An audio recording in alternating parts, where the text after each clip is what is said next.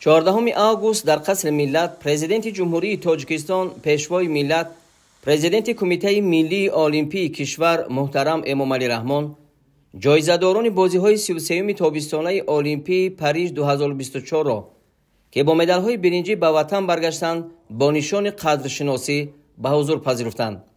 дар маросими супоридани мукофотҳои давлатӣ ва тӯҳфаҳо ба дорандагони ҷоизаҳои олимпӣ раиси маҷлиси миллии маҷлиси олии ҷумҳурии тоҷикистон, раиси шаҳри Душанбе муҳтарам Рустами Эмомалӣ низ ҳузур доштанд.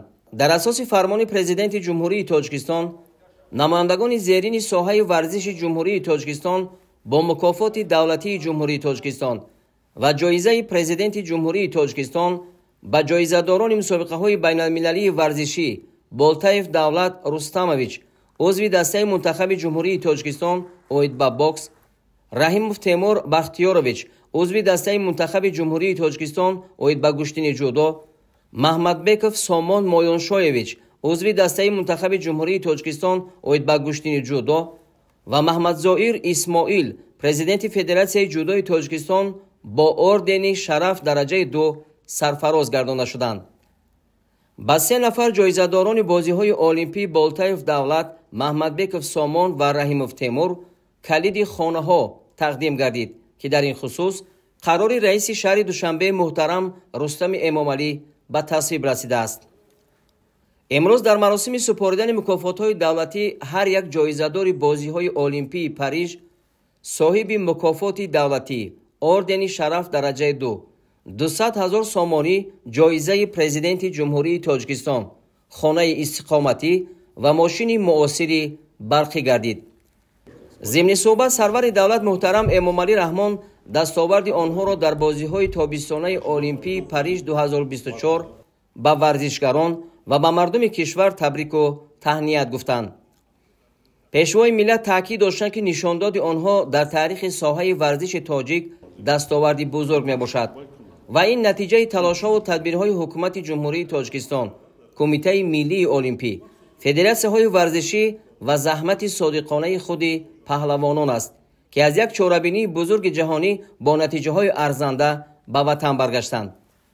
президенти кишвар муҳтарам Эмомалӣ Раҳмон иброз доштанд, ки дар байни 206 давлати дунё сазовари медал гардидан ва парчами давлатиро боло бардоштан, ин шарафи бузург омили муҳими муаррифии давлату миллат, баландбардоштани обрӯву нуфузи кишвар дар арсаи ҷаҳонӣ ва ҳавасмандгардонии наврасону ҷавонони тоҷик ба варзиш ва тарзи ҳаёти солим мебошад.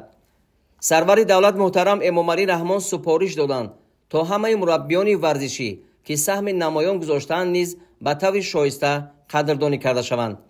ёдовар мешавем, ки аз 26 июл то 11 августи соли 2024 дар пойтахти Фаронса шаҳри Париж бозиҳои 33-юми тобистонаи олимпӣ баргузор шуд.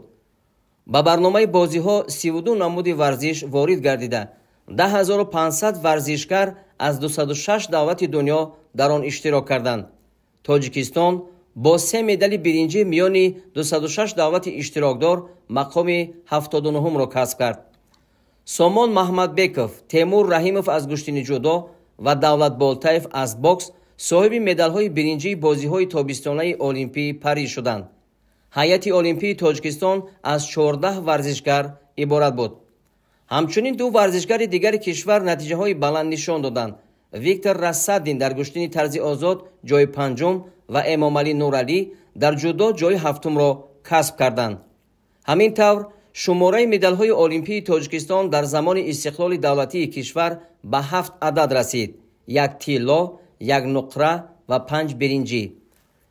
дар охири суҳбат пешвои миллат президенти Кумитаи миллии олимпии кишвар муҳтарам Эмомалӣ Раҳмон бори дигар паҳлавонон, ҷоизадорони бозиҳои 33-юми тобистонаи Олимпии Париж 2024-ро бо дастоварди арзандаашон шодбош гуфта, бо итминон иброз доштанд, ки ҷавонони бо нангу номус бо садоқати баланд, масъулият ва машқу тамринҳои мунтазам дар мусобиқаҳои дигари варзишӣ бо натиҷаҳои аз ин ҳам баланд ба ватан бармегарданд ва шарафи Тоҷикистонро дар арсаи олам ҳимоя менамоянд.